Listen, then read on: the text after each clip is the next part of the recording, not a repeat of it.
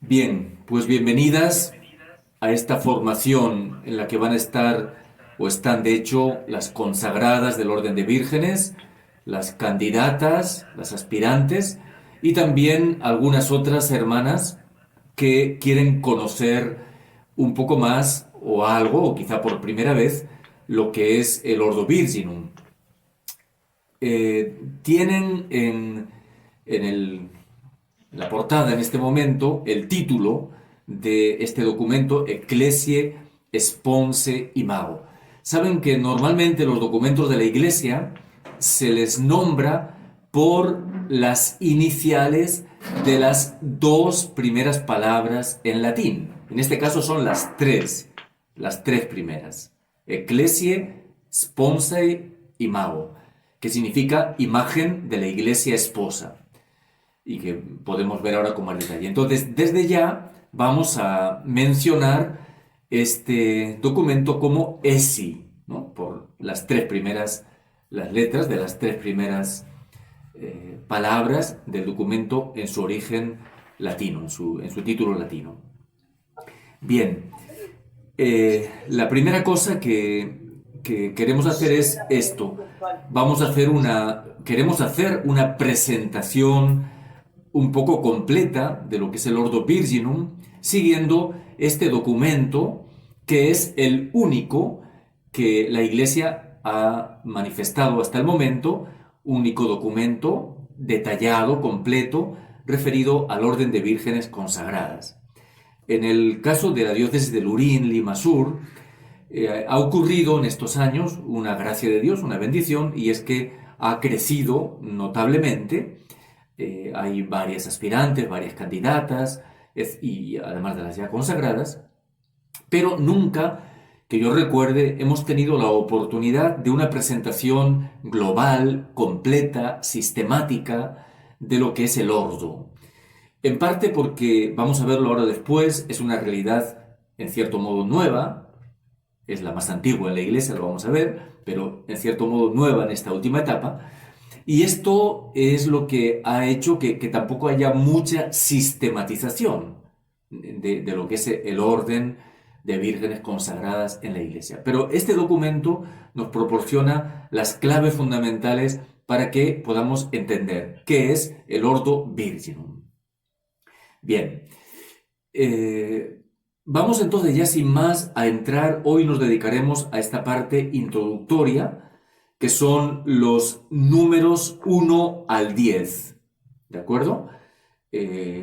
Claro, lo que yo voy a decir es seguramente muy conocido para todas, me refiero a las que ya son consagradas y las candidatas y aspirantes que también lo han leído, posiblemente lo han releído más de una vez, pues van a ser cosas muy conocidas. Yo voy a intentar explicar este documento procurando no añadir nada mío, ¿de acuerdo? Voy a explicar el documento. Sí, voy a hacer que es, digamos, procurar desarrollar, explicar las cosas que hacia primera vista no están tan claras, ver qué es la teología que hay detrás, etc. Pero voy a explicar el documento, repito, sin mayores añadidos. Y si hay algún añadido mío, lo diré, ¿no? Lo diré con toda claridad. Entonces, introductoria, por tanto, en la que nos vamos a detener en el día de hoy. Bien, en esta parte introductoria son 10 números, luego ya el documento tiene 3 partes completas, que son el fundamento bíblico y teológico del ordo, después una segunda parte donde desarrolla la configuración, la identidad, etc. Y una tercera parte dedicada sobre todo a la formación, pero ya estos números introductorios son muy interesantes y me parece que tienen bastante enjundia. Vamos a intentar verlo nosotros. En estos números,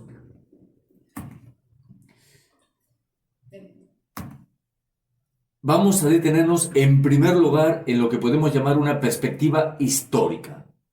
Para entender el Ordo Virginum necesitamos, y así empieza el documento, empieza haciendo una alusión a cuándo y cómo empezó, esta perspectiva histórica nos va a servir para situarnos y entender qué es el ordo, cuándo ha surgido, cuáles son sus características, etc. Entonces vamos a ver esta perspectiva histórica. Primera cosa que nos dice el documento es que el Ordo Virginum arranca desde los tiempos apostólicos. Es una afirmación esta muy importante porque no estamos hablando de que ha surgido siglo segundo, tercero, cuarto, desde los tiempos apostólicos. Y yo les pongo ahí, eso sí que es añadido mío, esta cita de 1 Corintios 7, sabemos que en ese texto de 1 Corintios aparece el momento en que San Pablo escribe a la comunidad de Corinto y ya habla de la virginidad. Obviamente, no habla todavía del Ordo Virginum, no habla de nada organizado, pero sí nos testimonia que desde muy pronto, la carta primera a los Corintios es del año 57, ya ha surgido este deseo de vivir la virginidad. Muchas mujeres y muchos varones también, motivados por la novedad de Cristo, lo vamos a ver a continuación, sienten el deseo de vivir una consagración virginal. Y esto le lleva a San Pablo a indicar en esa carta primera a los Corintios, en ese capítulo 7, a indicar una serie de criterios, orientaciones, normas para regular todo esto. Ha surgido como una vitalidad sorprendente, inesperada, y San Pablo tiene que empezar a poner orden y a clarificar de qué se trata. Pero el detalle que subrayamos aquí es, nos dice el número 1, arranca desde los tiempos apostólicos. ¿Cuál es la razón de esta novedad? En el número 2 nos va a decir el fundamento es que se trata de un signo evidente de la novedad del cristianismo. Tendremos oportunidad en las próximas clases al hablar del fundamento bíblico, etc., para ver cómo en el Antiguo Testamento no existía la virginidad, o la virginidad era siempre considerada negativamente.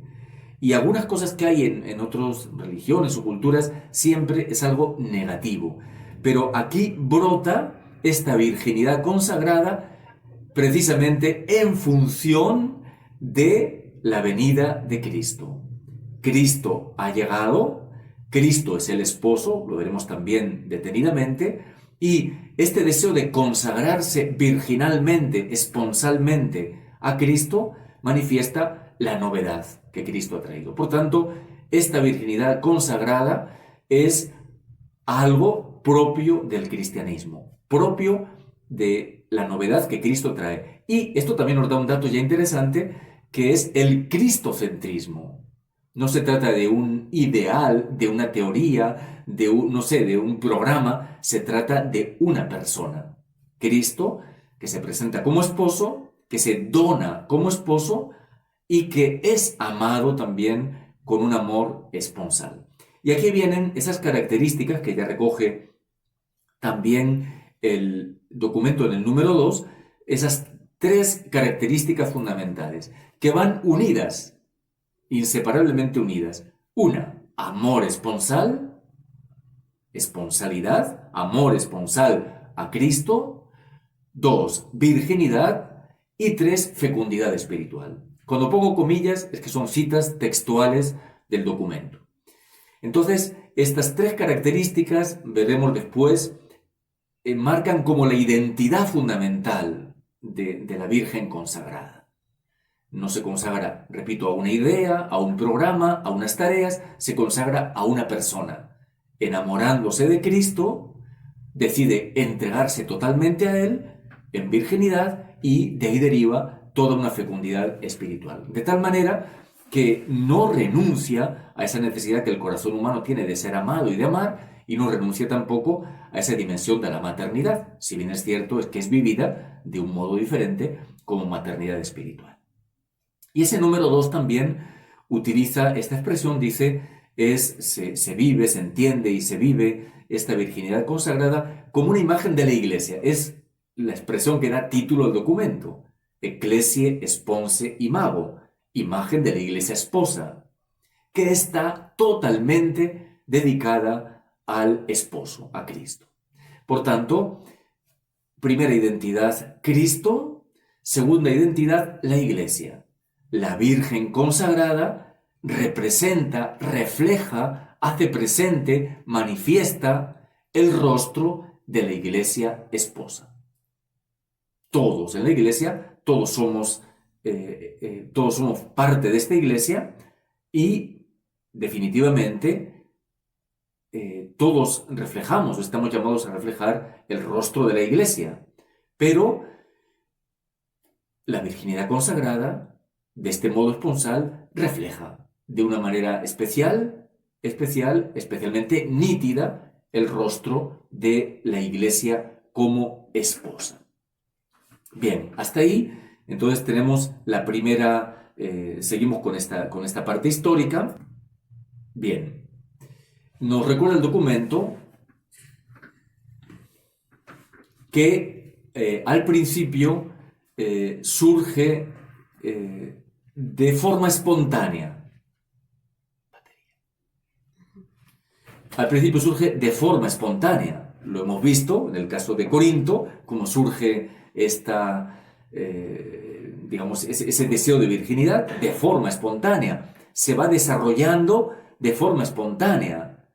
Y solo después, con el tiempo, se va organizando. Después tendremos oportunidad de indicar también, cuando hablemos en la última parte, cómo efectivamente siempre primero es la vida y después viene la estructuración, las normas, la organización. Pero primero es la vida. Entonces surge de forma espontánea. Empiezan a haber mujeres, repito, también varones, pero aquí surge sobre todo en el ámbito femenino, que de forma espontánea quieren vivir la virginidad. Y se van agrupando.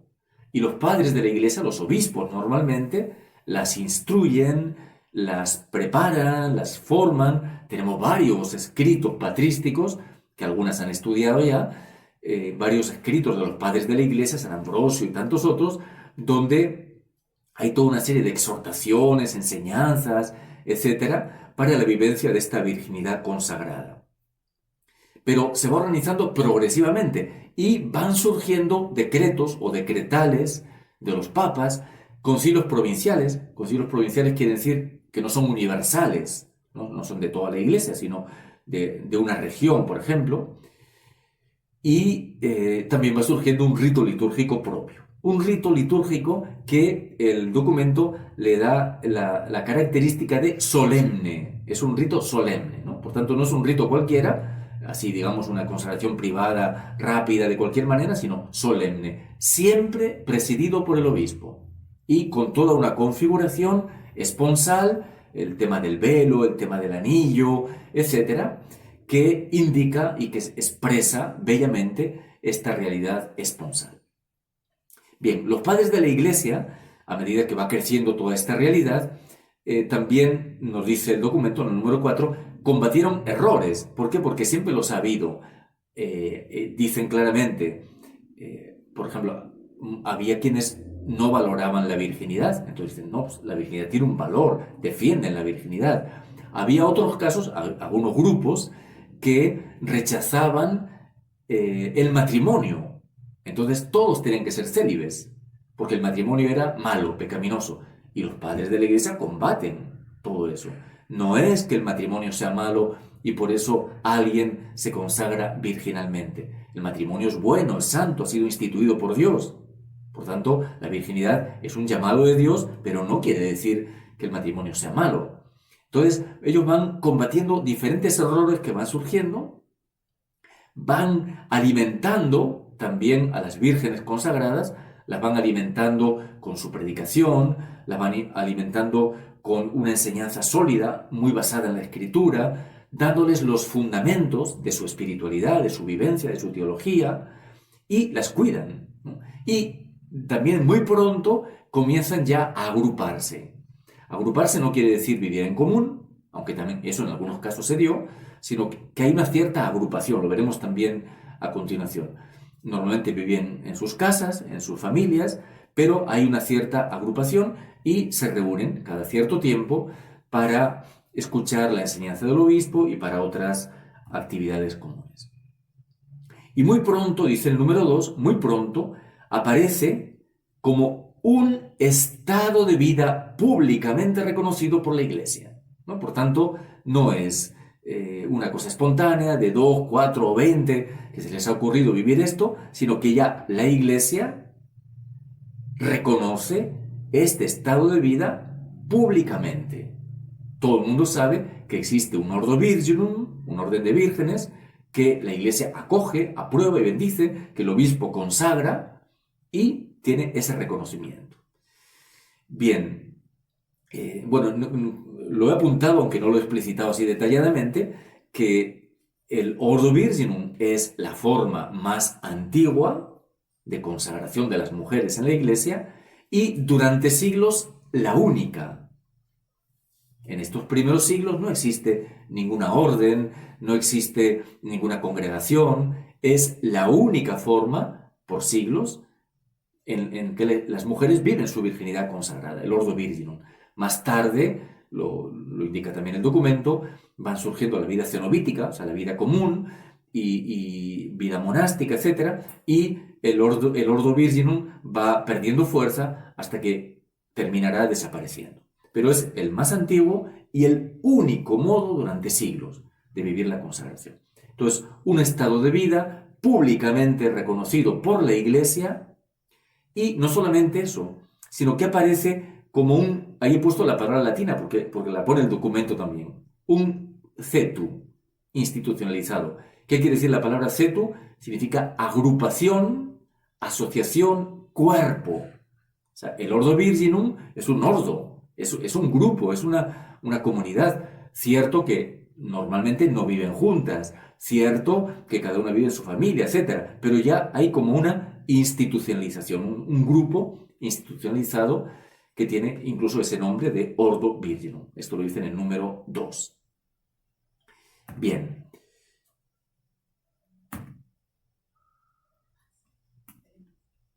Vamos a ver.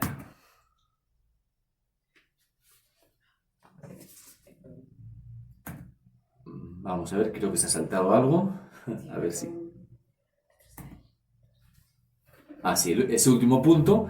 Ah, sí, también es importante subrayar porque el documento dedica un párrafo entero, como dice que numerosísimas vírgenes consagradas sufrieron el martirio por permanecer fieles al Señor. Y de hecho, varias se han conservado en el canon romano de la Iglesia. Inés, Cecilia, etcétera. Varias, son bastantes. Se menciona el documento varias y otras muchas que no menciona, pero que también son efectivamente vírgenes mártires. Y ellas, con su virginidad y con su martirio, han expresado ese amor total, absoluto, incondicional a Cristo como el esposo hasta el derramamiento de la sangre. Esa fidelidad se ha dado de tal manera que incluso derramaron su sangre por él. Bien, este es el enfoque histórico de lo que ha sido el Ordo Virginum en los primeros siglos. Después, como acabo de decir, hay un momento, hay un tiempo en que las vírgenes se van asociando, surge la vida cenobítica, la vida común, etc. Y con el paso del tiempo, progresivamente, el ordo como tal va desapareciendo. Y llegamos a otro momento ya más cercano a nosotros en el tiempo, Concilio Vaticano II. A partir del Concilio Vaticano II se va a dar esta restauración del Ordo Virginum.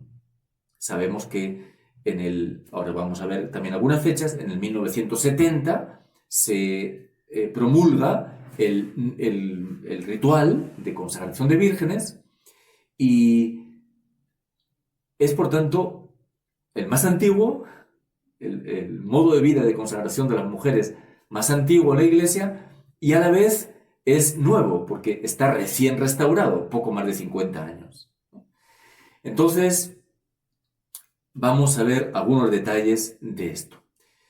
La primera cosa que nos dice el documento en el número 6 dice cómo esta restauración del Ordo Virginum entronca con el impulso de renovación eclesial inspirado por el Concilio Vaticano II. O sea, el Concilio Vaticano II se plantea no definir dogmas nuevos, no dar nuevos aportes doctrinales, se plantea como un concilio pastoral para renovar la Iglesia. Quiere dar un nuevo impulso que revitalice la Iglesia, un nuevo impulso a la evangelización, etc. Este es el planteamiento. Y el documento, Ecclesia Sponse, ESI, nos dice que esta renovación o esta restauración del Ordo Virginum está entroncado con este impulso de renovación eclesial propio del Vaticano II. Constata el documento en ese número 6 la sorprendente fuerza de atracción que en estos años, no han pasado muchos años, poco más de 50, la sorprendente fuerza de atracción que ha ido manifestando el orden de vírgenes en diferentes países, en todos los continentes, diferentes culturas, ambientes, etc. Una sorprendente fuerza de atracción. El mismo documento constata la rapidez de su crecimiento. Ha crecido con mucha rapidez. Bueno, todavía no es muy conocido por muchos sacerdotes, ¿no? Que no saben lo que es. Yo creo que incluso obispos. Pero bueno, por eso creo que tenemos también el deber de darlo a conocer. Ha habido, en todo caso, en el mundo entero, un crecimiento muy rápido. Habla el documento de reflorecimiento, de vitalidad, eso en todos los continentes, en contextos muy diversos. Y dice el documento como este es un fenómeno de gran relevancia. Por tanto, todos sabemos, lamentablemente, que en estos últimos tiempos, en general, las congregaciones religiosas, las órdenes y congregaciones religiosas han tendido a disminuir el número de miembros y sigue disminuyendo hasta hoy. No así en el caso del Ordo Virginum. Es verdad que podemos decir el Ordo ha empezado de cero, ¿no? Entonces, en ese sentido, cada hermana que se suma siempre es crecimiento. Pero de hecho está creciendo en todo el mundo, en diversas iglesias, diócesis, etcétera, etcétera. Bien, más detalles de este contexto histórico en el que estamos viviendo como consecuencia del Vaticano II. Dice una frase en el número 6, este resurgimiento del orden de vírgenes está relacionado con el redescubrimiento de la identidad de la iglesia particular. Vamos a ver, y después añade en el número 9, es característico su arraigo en las iglesias particulares, es decir, en las diócesis, ¿no? La iglesia particular es la diócesis. Lo pensé explicar después, pero lo voy a hacer ya de una vez para entender. Vamos a ver, las diócesis no son divisiones administrativas de la iglesia. Quizá alguien pueda tener esa idea, pero esa idea no es exacta, es errónea. No es que la iglesia es universal, está en todo el mundo y bueno, por funcionamiento práctico tiene que dividirse en diócesis administrativamente, sino que cada diócesis, nos dice el Concilio Vaticano II, hace presente la iglesia universal. O sea, cada iglesia particular, cada diócesis, hace presente la iglesia universal. Cada diócesis, cada iglesia particular, tiene todos los elementos de salvación. Tiene un obispo, sucesor de los apóstoles, tiene el Evangelio, tiene los sacramentos, tiene todos los medios de salvación y de santificación. Por tanto, repito, no es una simple división administrativa. Imaginen que viniera una catástrofe mundial y desapareciera la iglesia en todas partes y solo quedase una diócesis. Pues la iglesia no desaparece, porque en esa diócesis está contenida toda la iglesia universal y desde ahí volvería a extenderse si es la voluntad de Dios y no se acaba el mundo, ¿verdad? Pero este concepto de iglesia particular es importante que lo tengamos claro, ¿no? Porque entonces este redescubrimiento de esta identidad de la iglesia particular hace descubrir también la fuerza, el valor, la riqueza del orden de vírgenes. Lo adelanto ya, lo pensaba explicar después, pero lo adelanto también un poquito ahora, porque nos da también la clave del entronque, del enraizamiento del orden de vírgenes en la Iglesia. Bueno, aquí les tienen puesto también ahí, tomado del número 3, como hay un rito litúrgico solemne, presidido por el obispo diocesano, retomando la más antigua tradición eclesial, y lo que quería subrayar es esto. Cualquier congregación, orden, congregación religiosa, etc., ¿cuál es su configuración? Bueno, hay un fundador con nombre y apellidos, con un carisma particular. Ese fundador recibe la aprobación de la Iglesia y los que le siguen a ese fundador y ese carisma intentan vivir ese carisma que ha sido aprobado y bendecido por la Iglesia. Normalmente los fundadores suele haber solía, porque ahora las últimas normas no permiten que los obispos erijan nuevas comunidades o congregaciones, pero solía ser primero una aprobación diocesana y cuando crecía un poco más, una aprobación de Roma. Normalmente todos los fundadores han tenido mucha prisa en ir a Roma, a que el Papa les aprobase su orden, su congregación. Es decir, la orden, congregación, instituto religioso, etc., se vincula, por así decirlo, directamente con el Papa. El Papa que aprueba ese carisma particular, diciendo esto es de la Iglesia, esto es correcto, no hay nada en contra, vemos que aquí hay un camino de santidad, de evangelización, aprobado. Mientras que en el caso del Ordo Virginum, el entronque es directamente con el obispo. Es decir, no hay un fundador, no hay un carisma particular. Es un entronque con el obispo como sucesor de los apóstoles, con el obispo como padre y pastor de esa iglesia particular que es la diócesis.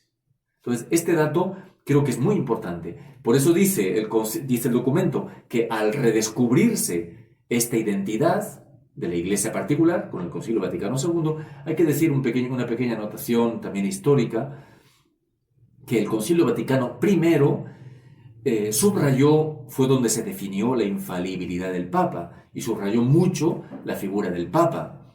Pero ¿qué ocurrió? Que el Concilio Vaticano I quedó interrumpido, no se pudo terminar, porque vino la independencia de Italia y la invasión de los Estados Vaticanos, etc. Y entonces quedó solamente eso. Entonces, por mucho tiempo pareció como, digamos, había como una eclesiología un tanto desenfocada. El Papa parece que lo era todo o casi todo. Mientras que el Concilio Vaticano II ha venido como a equilibrar. El Papa es el primero y todo tiene que hacerse con Pedro y bajo Pedro, etc. Pero cada obispo no es un representante del Papa. Cada obispo es un sucesor de los apóstoles y es cabeza de una iglesia particular. Obviamente que tiene que estar en comunión con todo el colegio de los obispos y con el Papa, con Pedro. Pero el Concilio Vaticano II ha subrayado mucho esta realidad de la iglesia particular, la diócesis. Y ahí, entonces, el documento insiste que se sitúa el entronque eclesial del Ordo Virginum. Elegidas, consagradas por el obispo, en torno al obispo, con un arraigo fuertemente característico de lo que es la iglesia particular o diócesis. Bien, y el número 7 pues nos dice también reconocida de forma explícita. Lo mismo que pasó en la antigüedad, en los primeros siglos, que era un modo de vida, de consagración, aceptado, reconocido, etc., pues también ahora ha sido expresamente reconocido y explicitado de manera explícita por la Iglesia en los diferentes documentos. Bien, también nos dice en el número 8, nos habla de la actualidad de esta vocación en la Iglesia y en el mundo de hoy. Entonces, digamos, la experiencia de estos más de 50 años en que el Ordo Virginum ha sido restaurado, confirma que es un modo de consagración muy actual en estos tiempos que corren y en la realidad de la Iglesia de hoy. Y la última frase sí es mía, cuando dice signo de los tiempos. Eso ya lo añado yo.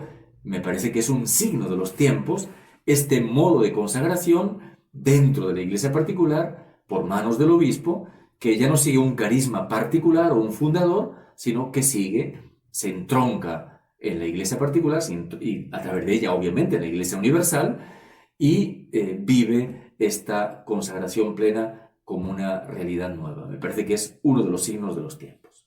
Bien, con eso completo la primera parte que he mencionado así como perspectiva histórica. Esta perspectiva histórica lo hace el documento y nos ayuda entonces a entender lo que fue el Ordo Virginum en los primeros siglos y lo que es hoy cuando ha sido restaurado, reintroducido en la Iglesia en esta nueva etapa después del Concilio Vaticano II.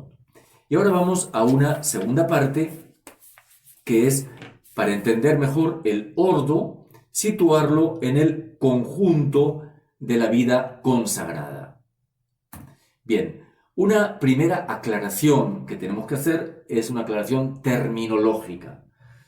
No es lo mismo vida consagrada que vida religiosa. Es decir, la vida religiosa, vamos a ver, puede ser solamente una pincelada, la vida religiosa es un modo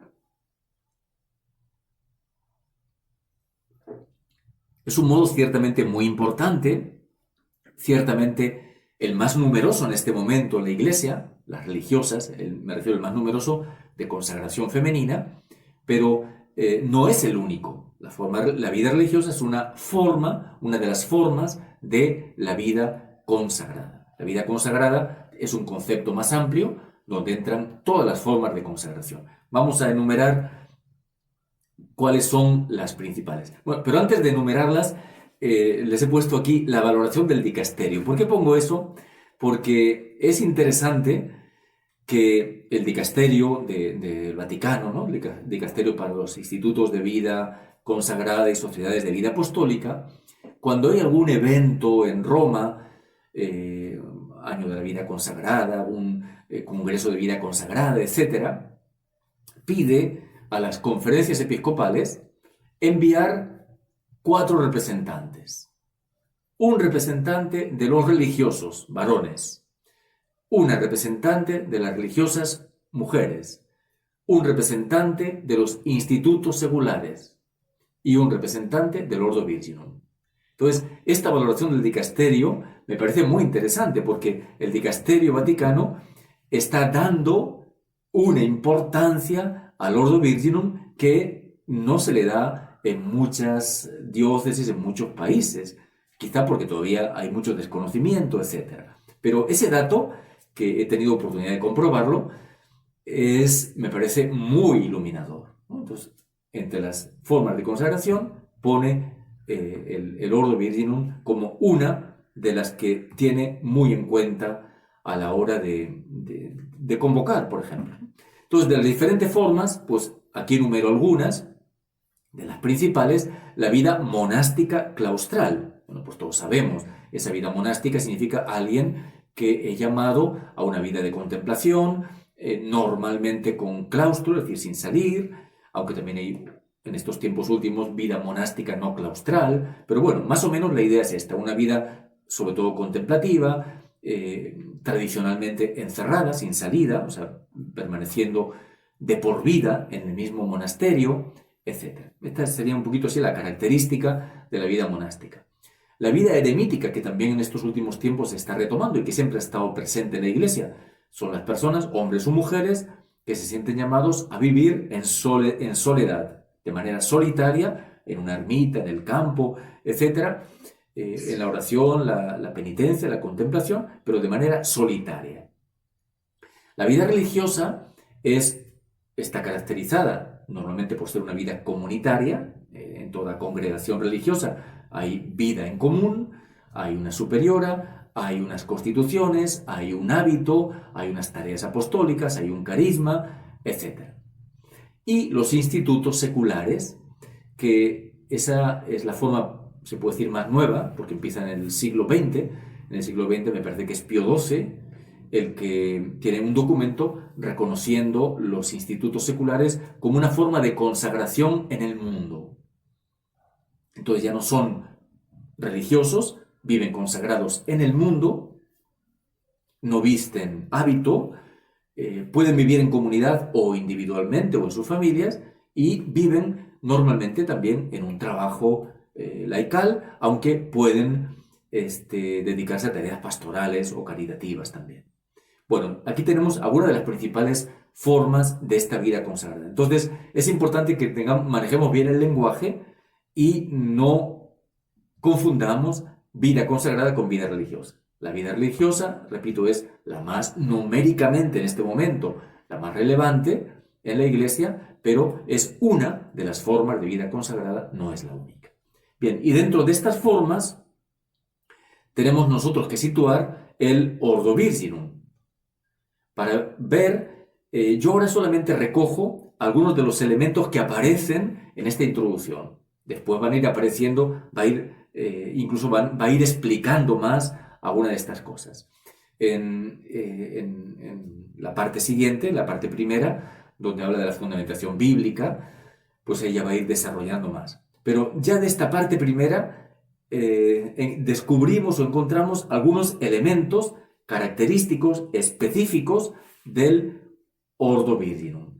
La primera es lo que ya les he mencionado antes, esa triple característica: esponsalidad, virginidad, maternidad espiritual.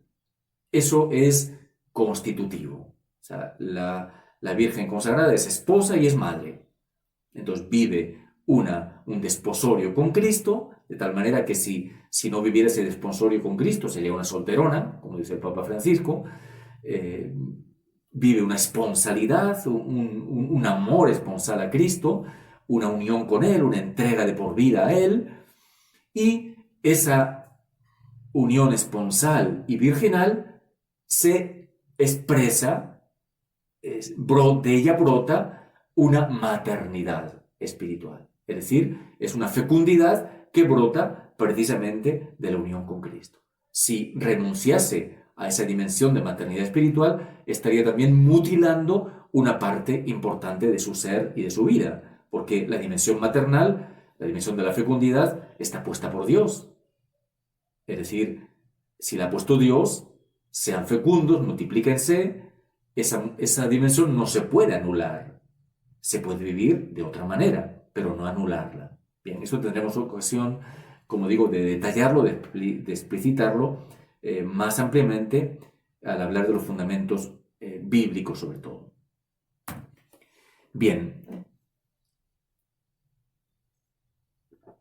Esta otra característica que ya hemos mencionado antes también es muy importante.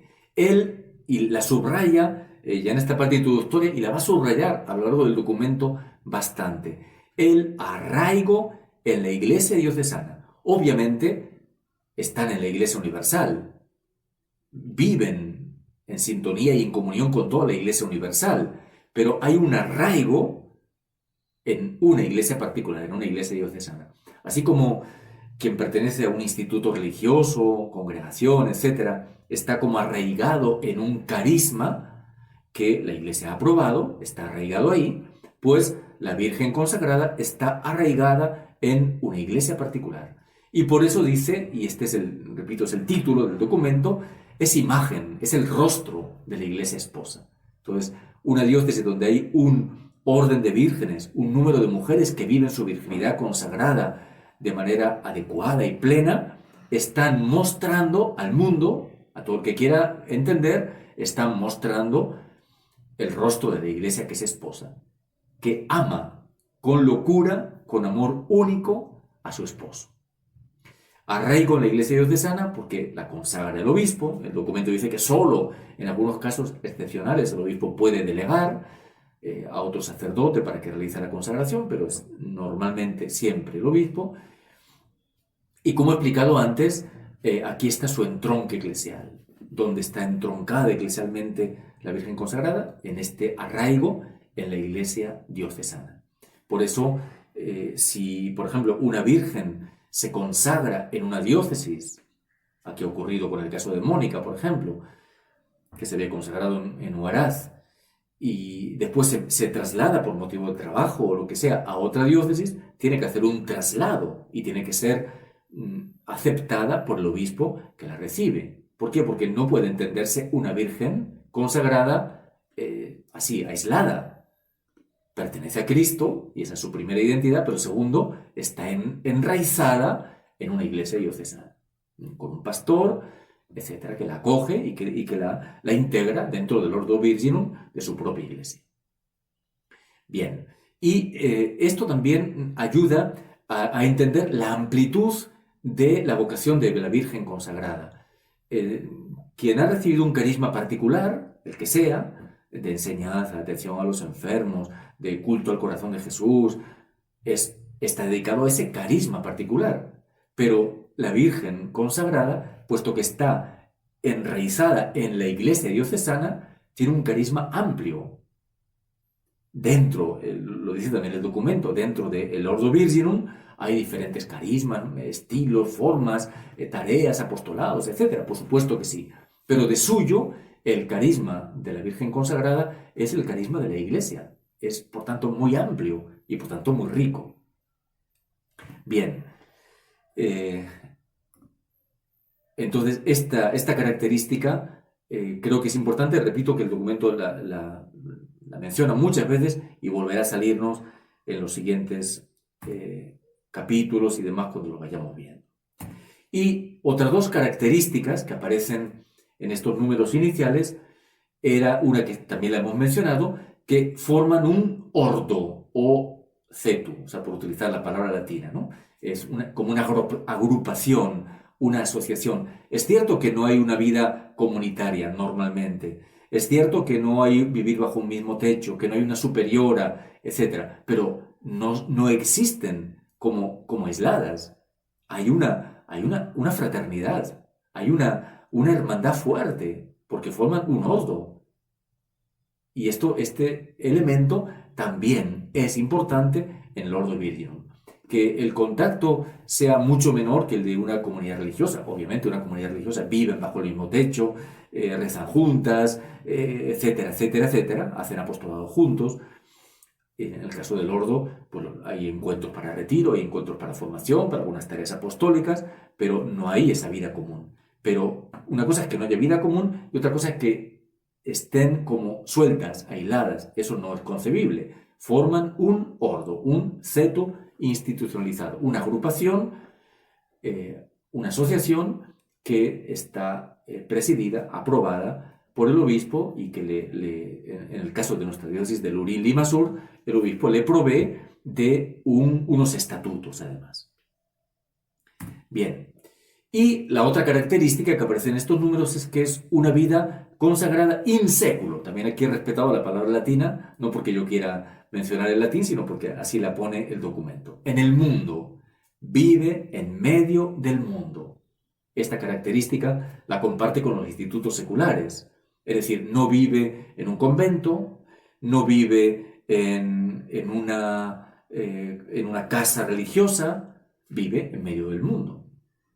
El documento dirá también que no está prohibido, que de hecho pasó también en la antigüedad, que un grupo de vírgenes consagradas se puedan unir a vivir juntas. Pero puede vivir en solitario, puede vivir con su familia, etc. Pero la característica es esta, que vive in seculo, en el mundo, en medio del mundo. Esta característica también es muy clara y muy nítida. Bien, entonces creo que con esto, con estos datos nos sirven para ubicar bien la virginidad consagrada, el Ordo Virginum, dentro de las diferentes formas de vida consagrada. Entonces, si te preguntan, ¿eres religiosa? Pues no. ¿Eres monjita? Pues no. Entonces, ¿qué eres? Pues soy virgen consagrada, que tiene su propia identidad. Bien, hasta aquí la segunda parte, que era el Ordo Virginum dentro del conjunto de la vida consagrada. Perspectiva histórica la primera, primeros siglos y Concilio Vaticano II, el Ordo Virginum dentro del conjunto de la vida consagrada, y vamos a la tercera parte, que he titulado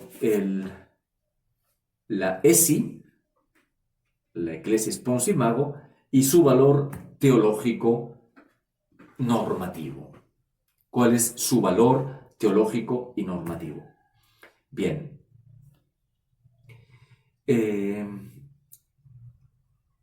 Empezamos diciendo una cosa que ya antes apuntaba, que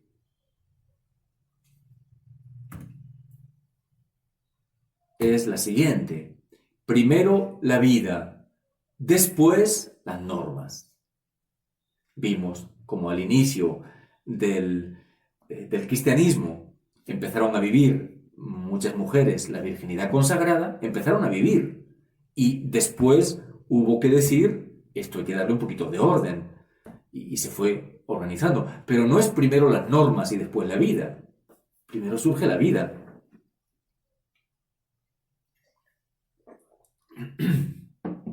Fíjense que eso pasa... Perdón. Eso pasa incluso con el Evangelio. A mí me gusta explicar cuando doy clase de Sagrada Escritura, de introducción a la Sagrada Escritura, a los Evangelios, que los Evangelios tardan años en ponerse por escrito. Antes de ser escritos, los Evangelios son algo vivido. El Evangelio se vive, se predica, surgen comunidades y solo después de años se pone por escrito los Evangelios. Bueno, pues eso pasa incluso con los Evangelios, mucho más todavía con las normas. En los primeros siglos así fue y ha ocurrido también en este tiempo contemporáneo con la restauración del Ordo Virginum. Veíamos antes como el documento constata que ha habido un crecimiento rápido, notable en todos los países y continentes y surge la necesidad de poner orden, dar unos criterios, normas, principios, etc. Para que no haya desviaciones, para que haya una unidad del Ordo Virginum en las diferentes diócesis. Sí, también dirá que habrá adaptaciones según la cultura, según los lugares, etc. Pero que haya unos lineamientos comunes a todo el Ordo Virginum en la Iglesia Universal. Bien, ha surgido la vida, se ha desarrollado durante estos años, ahora sí que hay que irlo regulando. Y esto es lo que busca este documento. Ecclesia Spons Imago recoge esta vida de estos más de 50 años y la formula después de escuchar a las diferentes diócesis, a los obispos, a las vírgenes consagradas en los diferentes lugares del mundo, le da forma para marcar las pautas por donde el Ordo Virginum debe caminar en el futuro, en lo sucesivo. Bien, ahí menciona el documento los hitos, ¿no? El primero es el 1970, la promulgación del ritual de consagración de vírgenes. De ahí, en el 1983, está el Código de Derecho Canónico, que, como sabemos, dedica solo un número al Ordo Virginum. Lógicamente, solamente un canon tiene que ser desarrollado, y esto es lo que va a hacer la instrucción. La instrucción va a desarrollar ampliamente lo que solamente estaba encerrado en un canon en el Código de Derecho Canónico. Después del Código para las iglesias latinas está también el Código de Derecho Canónico para las iglesias orientales. Menciona también cómo cuando San Juan Pablo II reestructura la curia con la Constitución Apostólica Pastor Bonus, indica que el Ordo Virginum sea regulado desde el dicasterio, congregación se llamaba entonces, para los institutos de vida consagrada y sociedades de vida apostólica. Menciona también el Catecismo de la Iglesia Católica, el documento Vita Consecrata, también de San Juan Pablo II, que como saben es fruto de un sínodo de los obispos sobre la vida consagrada. Menciona, este es del año 96, menciona también una instrucción Caminar desde Cristo del 2002, donde se intenta también regular toda la vida consagrada en general, y también el Directorio de los Obispos del año 2004, Apostolorum Sucesores, donde les encarga expresamente a los obispos, que entre sus muchas tareas, tienen tantas los pobres, pero entre sus muchas tareas les toca también atender, acompañar, cuidar del Ordo Virginum en sus diócesis. Bien, estos son los hitos de lo que se ha ido diciendo sobre el Ordo Virginum, pero siempre de manera muy breve, ¿no? Un canon, unas alusiones en Vita Consecrata, algunas indicaciones a los obispos, etc. Todo ello muy breve, muy escueto. No había una doctrina, o sea, está toda la doctrina de los padres de la Iglesia de los primeros siglos, pero no había un documento que regulase y ordenase todo lo que es la vida del Ordo Virginum. Bien, entonces tenemos que entender desde aquí cuál es la autoridad del magisterio de la Iglesia. Nosotros católicos sabemos que para nosotros el magisterio tiene que ser obedecido. El magisterio de la Iglesia obviamente tiene muchos grados, desde un dogma de fe que tiene que ser creído absolutamente, y si uno no lo cree, pues es un hereje y se sale de la Iglesia. Hay muchos grados, como digo, ¿no? Hasta una norma del derecho canónico que puede ser cambiada, ¿no? La prueba es que el código fue regulado, fue cambiado, el de 1917, y fue después regulado, cambiado por otro código nuevo, 1983. Y todavía este código nuevo, el Papa actual le ha cambiado, ha regulado algunas cositas. Pero en todo caso, digo, hay diferentes grados, según el tenor o la importancia de lo que la Iglesia nos manda, pero todo católico debe obedecer. Lo que la Iglesia nos presenta a través de su magisterio es la norma para nosotros caminar. Entonces, y eso vale tanto en lo referente a la doctrina, o sea, las enseñanzas, como en lo referente a las normas. La doctrina, el credo, el catecismo de la Iglesia Católica, las encíclicas, etc., pero también las normas. Yo no puedo decir, yo acato solamente la fe, los dogmas de fe, pero las normas de la Iglesia no. Pues el código conmigo no va. Pues sí va. Si soy católico, yo tengo que vivir y cumplir también el código de derecho canónico, porque es el que regula la vida de la Iglesia en su aspecto jurídico, canónico, etc. Entonces, la autoridad del magisterio de la Iglesia para nosotros católicos es fundamental, es indiscutible. Y entonces, respecto del Ordo Virginum, este es el documento de la Iglesia, repito, es el único, y además es reciente, 2018, sobre el Ordo Virginum. Más cositas. Bueno, ya lo he dicho, primer y único documento sobre el orden de vírgenes y tiene 115 números, o sea, no es así una nota rápida que se dice, oye, pues sean buenas, quiéranse mucho, intenten orar. No son 4 consejos así superficiales, es un documento de 115 números, muy elaborado por el dicasterio, después de consultar a todas las diócesis, a los obispos y a los lugares donde había orden de vírgenes para pedir sus aportes, y finalmente elaborado con la autoridad del dicasterio y finalmente aprobado por el Papa. Bien.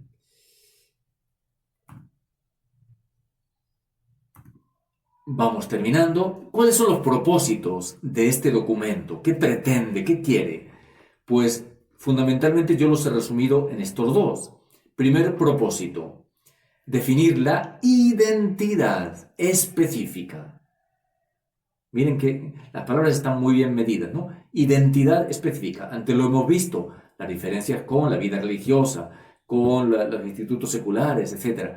¿Cuál es la identidad propia, específica del Ordo Virginum? Dice el número 8.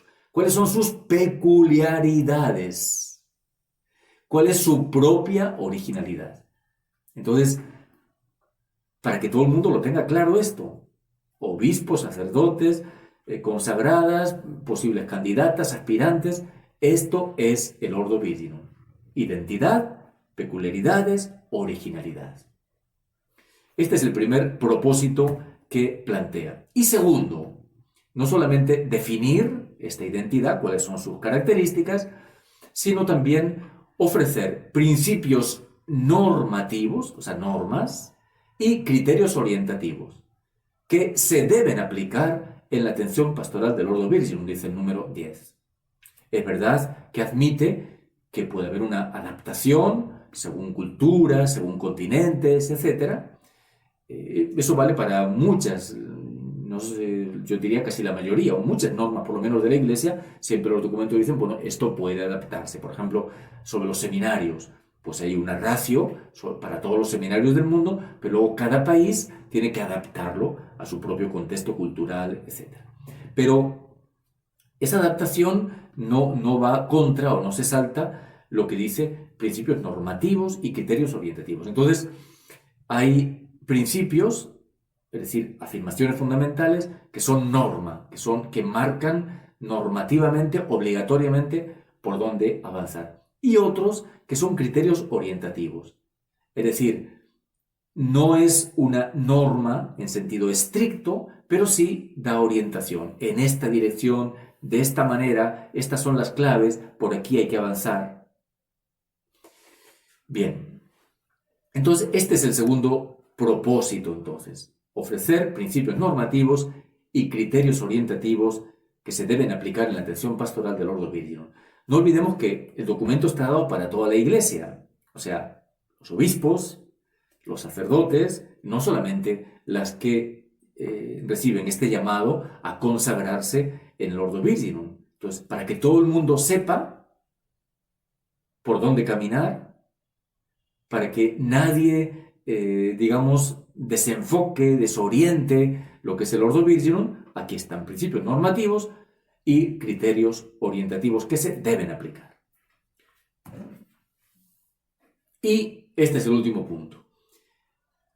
¿Qué es una instrucción? A las consagradas y aspirantes y candidatas, creo que ya en un momento se lo expliqué porque hice una consulta a un gran canonista que es profesor de una facultad de teología y es juez de la Rota, y prácticamente repito la explicación que él mismo me daba. Una instrucción no es solamente una enseñanza, no es solamente un documento doctrinal, es también un documento normativo. Él explicaba así, es un subsidio explicativo de la ley, o sea, explica la ley. Hay un canon, un solo canon sobre el Ordo Virginum, entonces la instrucción viene a explicar, o sea, a desplegar, a desarrollar ampliamente esta realidad que ahí estaba contenida y no podía ser explicada suficientemente. Y aplicativo, o sea, aplica, ¿no? Por ejemplo, después del Concilio Vaticano II, el concilio tiene un documento sobre Sacrosanctum Concilium sobre la liturgia. Y ese documento, después del concilio, fue desarrollado y aplicado con diferentes instrucciones sobre la liturgia de las horas, sobre la liturgia de la Eucaristía, sobre los diferentes sacramentos, fue desarrollado. Entonces, cada instrucción explica y aplica esa ley. Por tanto, no tiene solo un contenido doctrinal y tiene un carácter normativo que es vinculante. Está dado por la máxima autoridad en la Iglesia, o sea, la máxima autoridad es el Papa, después de él vienen los dicasterios, en este caso el dicasterio para los institutos de vida consagrada y sociedades de vida apostólica, quien lo ha elaborado y hace constar que es con la aprobación del Papa. No hay ningún documento de ningún dicasterio que sea válido si no ha sido previamente aprobado por el Papa. Por tanto, tiene ese rango máximo vinculante, o sea, obligatorio para que todos lo cumplamos. Viene a, seguía explicando este profesor, viene a ordenar y hacer accesible la ley. Ordenarla y hacerla accesible para que sea aplicada debidamente. Y por tanto, como tal, vincula a todos y hay que cumplir su normativa. Bien, este es el sentido de la instrucción. Y con eso yo he terminado mi exposición, 1 hora exacta.